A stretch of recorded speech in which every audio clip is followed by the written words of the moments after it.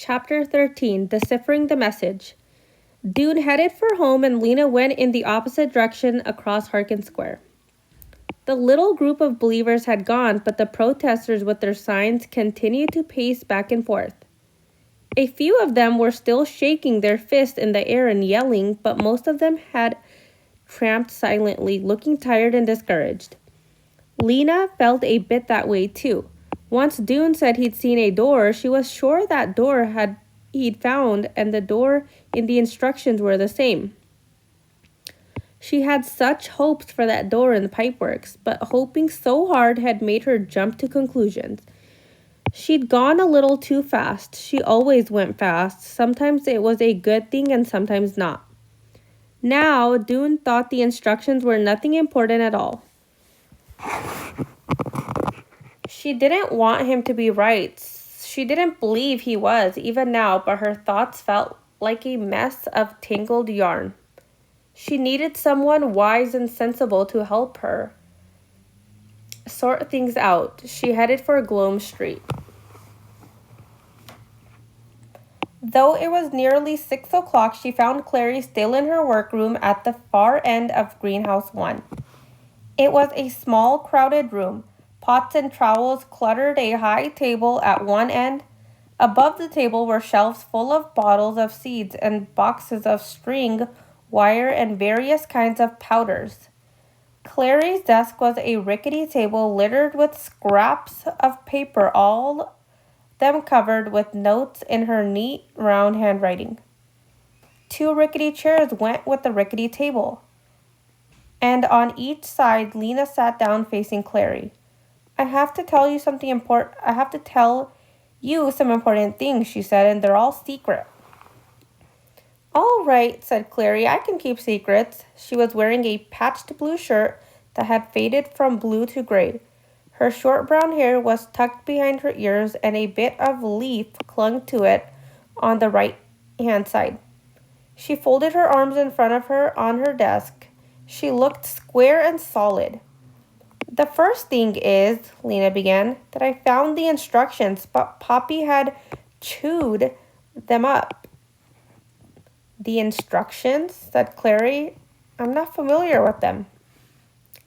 Lena explained. She went on to explain everything, how she'd shown the instructions to Dune, what they had figured out, and how he'd searched the pipeworks and found the door, and what he'd seen when he opened the door. Clary made an unhappy sound and shook her head. This is very bad, she said, and sad, too. I remember when the mayor was first starting out. He has always been foolish, but not always wicked. I'm sorry to know that the worst side of him has won out. Clary's dark brown eyes seemed to grow deeper and sadder. There is so much darkness in Ember, Lena. It's not just outside, it's inside us too. Everyone has some darkness inside. It's like a hungry creature. It wants and wants and wants with a terrible power. And the more you give it, the bigger and hungrier it gets. Lena knew. She had felt it in Looper's shop as she hovered over the colored pencils. For a moment, she felt sorry for the mayor. His hunger had grown so big, it could never be satisfied. His huge body couldn't contain it. It made him forget everything else. Clary let out a long breath and a few of the scraps of paper on her desk fluttered. She ran her fingers through her hair, felt the bit of leaf, and plucked it out. Then she said, About these instructions. Oh, yes, said Lena. They might be important or they might not be. I don't know anymore. I'd like to see them if you'd let me. Of course you can see them, but you'll have to come home with me. I'll come now if that's all right, said Clary. There's plenty of time before the lights out. Lena led Clary up the stairs and into her new bedroom at Mrs. Murdo's. Nice room, Clary said, looking around with interest. And I see you have a sprout. A what? Said Lena. You're a bean, said Clary, pointing at the little pot of dirt on the windowsill. Lena bent to see what Clary was talking about. Sure enough, the dirt was heaving up a little. She touched and pushed up part, brushed away the dirt, and discovered a pale green loop. It looked like a neck, as if a creature in the bean were trying to escape, but hadn't yet managed to pull its head out. Of course, she already knew that plants grew from seeds, but to have put that flat white bean in the dirt, to have almost forgotten about it, and now see it forcing its way up into the air? It's doing great, she said. It's coming to life. Clary nodded, smiling. Still amazes me every time I see it, she said. Lena brought out the instructions and Clary sat down at the table to study them. She puzzled over the patchwork of scraps for a long time, tracing the lines with her finger, murmuring the parts of words. What you figured out so far seems right to me, she said. I think ip-erk must be pipeworks, and iverb-unk must be riverbank. So this bit must be down riverbank. And then there's a big space here to edge. Edge of what, I wonder? And does it mean down riverbank, as in walk along the river? Yes, I think so, Lena said. Or does it mean go down the riverbank itself, down the bank toward the water? Maybe edge means edge of the water.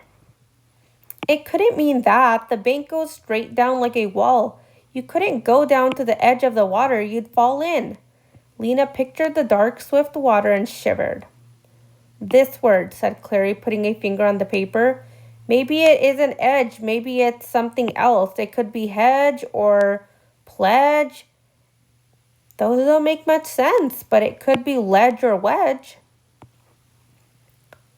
Lena saw that Clary was no better at deciphering the puzzle than she was.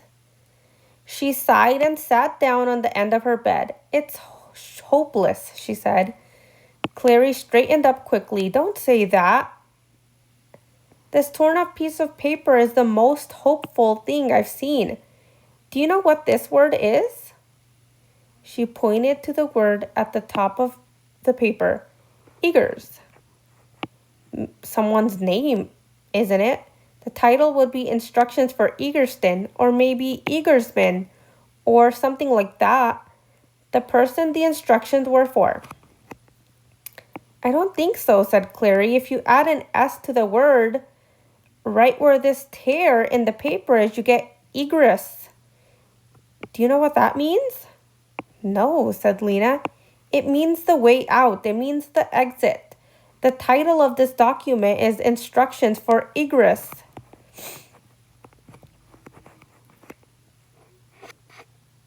When Clary left, there was still over an hour before the lights out. Lena raced across the city to Greengate Square. She glanced in the window of the small item shop where Dune's father was reaching for something on a shelf, and then she dashed up the stairs and knocked on the door of Dune's apartment. Right away, she heard quick steps and Dune opened the door. I have something exciting to tell you, Lena said breathlessly. Come in, then. Lena went across the cluttered room to stand by a lamp. She pulled from her pocket a tiny piece of paper which had written Eggers. Look at this word, she said. It's from the title of the instructions, someone's name, said Dune. No, said Lena. It's meant to be Egress with 2 S's. I showed the instructions to Clary and she told me it means the way out. The way out? Cried Dune. Yes, the way out. The exit. It's instructions for the way out of Ember. So it is real, Dune said. It is. We have to figure out the rest, or as much as the rest as possible. Can you come now? He darted into his room, emerging with his jacket, and they ran. All right, said Lena. They were on the floor of the blue-green room at Mrs. Myrtle's. Let's take the first line. She moved her finger along it slowly. Exp, river ip orc. We know that ip orc is pipeworks, she said. Exp could be expand or explore or expose. There's a big space between exp and the rest, said Dune. There must be more words in there. But who knows what they are? Let's move on. Lena swept her straggly hair impatiently back from her face. Look at number 2. Stone marked with E by R.J. Lena put her finger on Strawn. What could that be? Maybe piston? Said Dune. That's part of a machine like the generator, or maybe it's astonish, or it could be... I bet it's just plain stone, said Lena. There's a lot of stone in the pipeworks. Dune had to admit this was probably right. So then he said it would be a stone marked with E. He frowned at the next bit. This must be river's edge. Stone marked with E by the river's edge? They looked at each other in delight. E for egress, cried Lena. E for exit. They bent over the document again. There's not much left of this next line, said Dune. Add a down a verb to edge up 8 low. Just this part, which must say down riverbank to edge something. Edge of water would make sense, but right after edge, there's app. What would that be? Dune sat back on his heels and gazed up at the ceiling as if the answer might be there. Lena muttered, down the riverbank to edge, edge. She thought of Clary's guesses about that line. Maybe it's ledge, she said, down riverbank to ledge. There could be a ledge down near the water. Yes, that must be right. There's a stone marked with E, and down the riverbank at that point there's a ledge. I think we're getting it. Once again, they crouched over the page, their heads close together. Okay, said Dune, line 4. Axe to the water, find door of key, hind, small steel pan, the right, rem, I open do. This is where it says door, Lena said. Somehow the door is by the ledge. Does that make sense? And there's a small steel pan. What can that mean? What would a pan have to do with anything? But look. Lena tapped the paper urgently. Here it says K, and here it says E. It is talking about a key. But what is it a door to? Said Dune, sitting back. Remember, we thought about this before. A door in the back of the river would lead under the pipeworks. Lena pondered this. Maybe it leads to a long tunnel that goes way out beyond Ember and then gradually up until it comes out of another city. What other city? Dune glanced up at the drawings tacked to the walls of Lena's room. Oh, he said, you mean that city? Well, it could be. Dune shrugged. I suppose so, or it could be another city exactly like this one. That was a gloomy thought. Both of them felt their spirits sink a little at the idea, so they turned back at the task, deciphering. Next line, said Lena, but Dune sat back on his heels again. He stared into the air, half smiling. I have an idea, he said. If we do find the way out, we'll need an announcement. We'll need to announce it to everybody. Wouldn't it be splendid to do it during the singing? Standing up there in front of the whole city and say we found it? It would be, Lena said, but that's only 2 days away. Yes, we have to hurry. They were bending again over the glued down fragments when Dune remembered that he should check the time. It was 8:45. He barely had time to get home. Come again tomorrow, said Lena, and while you're at work, look for the rock marked with E. That night, Dune had trouble sleeping. He couldn't find a comfortable position on his bed. It seemed to be made up of nothing but lumps and wrinkles, and it squeaked and groaned every time he moved. He flailed around so much that the noise woke his father, who came to his room and asked, What is it, son? Nightmares? No, said Dune, just can't sleep. Are you worrying? Frightened of anything? Dune wanted to say, "Yes, Father, I'm worried because the mayor of our city is taking for himself the things that people need, and I'm afraid because any day our lights could go out forever. I'm worried and afraid a lot of the time, but I'm also excited because I think there is a way out, and we might find it. And all those feelings are whirling around in my head, which makes it so hard to sleep." He could have told his father everything. His father would have plunged in with great enthusiasm. He would have helped them decipher the instructions and expose the mayor's thievery. He would even have come down to the pipeworks and helped search for the rock marked with E. But Dune wanted to keep these things to himself now. Tomorrow, the guards would announce that an alert young boy had uncovered the mayor's crime, and his father, hearing the announcements along with the rest of Ember, would turn to the person next to him and say, "That's my son. They're talking about my son." So in answer to his father's question, he simply said, "No, Father, I'm all right." "Well then, see if you can't lie still," said his father. "Good night, son," he added, and closed the door.